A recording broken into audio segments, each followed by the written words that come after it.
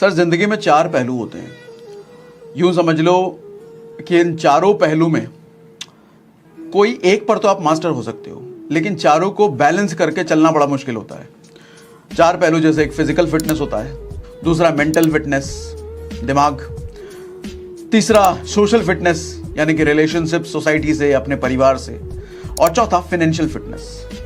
ऐसा कभी नहीं हो सकता कि आप देखोगे जिसका फाइनेंशियल फिटनेस बहुत अच्छा है वो फिजिकली बहुत फिट होगा, उसकी फैमिली रिलेशनशिप में बहुत फिट होगा, मेंटली वो बहुत फिट होगा। ऐसा आपको नहीं देखने को मिलेगा सर संसार में।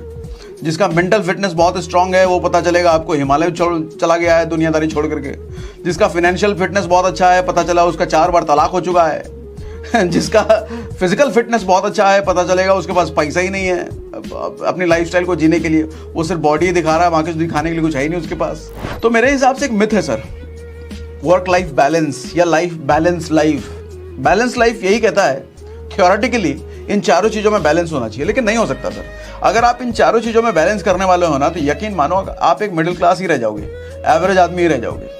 अगर आपको किसी भी फील्ड में एकदम एक्सल तक जाना है, टॉप पर जाना है, कॉम्प्रोमाइज करना पड़ेगा सर बाकी चीज़ों से।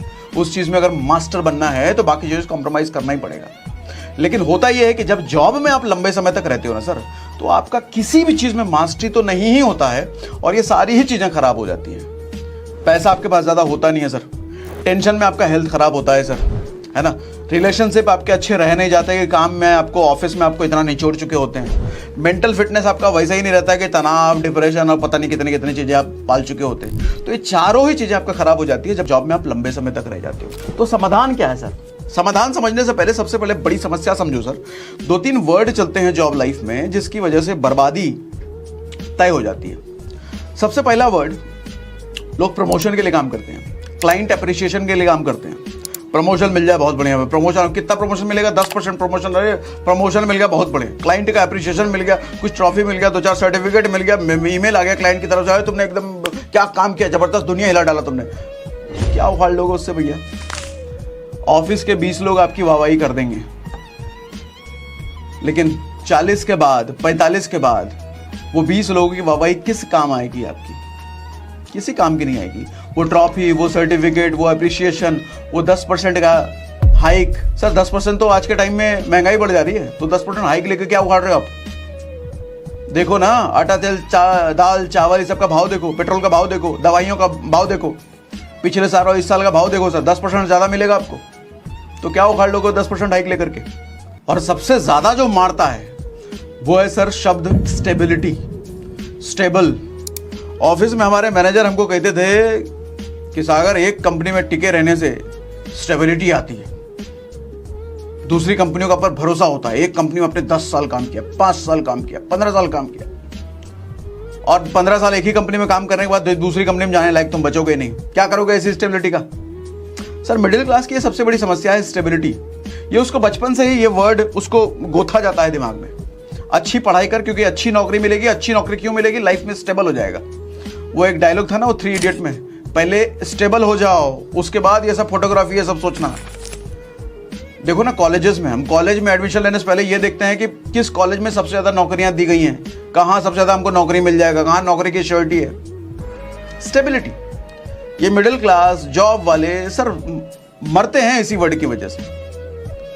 मेरे हिसाब से सर स्टेबिलिटी इंपॉर्टेंट नहीं है वर्ड इंपॉर्टेंट है ग्रोथ। जो आदमी ग्रोथ माइंडेड होता है ना वो बढ़ता चला जाता है लाइफ में सर, और लाइफ का मतलब ही है प्रोग्रेसिव होना है सर। जब आदमी एक जगह पर स्थिर हो जाता है ना तब वो फ्रस्ट्रेट होने लग जाता है, चाहे वो जॉब हो, बिजनेस हो, इनकम हो, किसी भी जगह पे एक जगह पे अगर आप स्थिर हो गए तो और बोरियत आनी ही आनी है, फ्रस्ट्रेशन आना ही आना है। लेकिन जब आप प्रोग्रेसिव होते हो, बढ़ते चले जाते हो, तब आदमी खुश रहता है। और नौकरी में आप चारों तरीके से स्टेबिलिटी आप ढूंढ रहे हो, स्टेबिलिटी ढूंढने के चक्कर में 15 साल बिता दिए एक ही कंपनी में। अब उम्र निकल चुकी है, अब आप कुछ करने लायक हो नहीं भैया। एक हाथी वाली कहानी आपने सुनी होगी ना, कि हाथी जब छोटा होता है तो उसके पाँव में रस्सी बांध दिया जाता है और रस्सी से बांध करके खूंटे से उसको बांध दिया जाता है। तो हाथी बहुत कोशिश करता है कि वो रस्सी को तोड़ दे, लेकिन हाथी छोटा होता है, ज़्यादा ताकत होता नहीं है, तो रस्सी नहीं तोड़ पाता है। लेकिन जब बड़ा होता है तो एक पतली सी रस्सी से भी जब उसको बांध दिया जाता है तो हाथी में इतनी ताकत तो हो चुकी है कि वो पतली सी रस्सी को बड़े आराम से तोड़ देगा, लेकिन फिर भी नहीं तोड़ता है। मालूम क्यों? क्योंकि अब उसके जहन में ये बैठ चुका है, अब उसको यकीन हो चुका है कि वो रस्सी नहीं तोड़ सकता, क्योंकि बचपन से लेके बहुत बार कोशिश कर ली उसने, अब नहीं तोड़ सकता वो। लेकिन असलियत क्या है? उसके पास इतनी ताकत है, एक झटका मारेगा रस्सी के, वो कूल्हा तक उखड़ के आ जाएगा, लेकिन वो कोशिश तक नहीं करता। जब 15 साल 20 साल आप जॉब में गुजार देते हो ना सर, नौकरी में गुजार देते हो ना, तो ऐसी हालत हो जाती है आप यकीन नहीं कर सकते कि आप कुछ और कर भी सकते हो, आप बिजनेस भी कर सकते हो, आप कुछ और करने लायक बचे हो, आपको यकीन ही नहीं होता। सच्चाई भले ही होती है कि कर तो आदमी कुछ भी सकता है। 40 की एज, क्या 60 की एज में वो KFC वाले ने अपना धंधा एस्टेब्लिश कर दिया भैया। 80 साल में वो अब्राहम लिंकन कितने 80 साल में राष्ट्रपति बने थे, ऐसा ही कुछ था।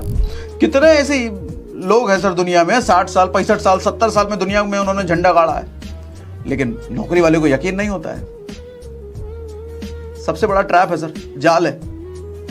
मेरी बात से एग्री कर रहे हो? चैट में मुझे लिख के बताओ, यस एग्री, एग्री लिख के बताइए अगर मेरी बात से एग्री कर रहे हो तो, एग्री लिख के बताइए।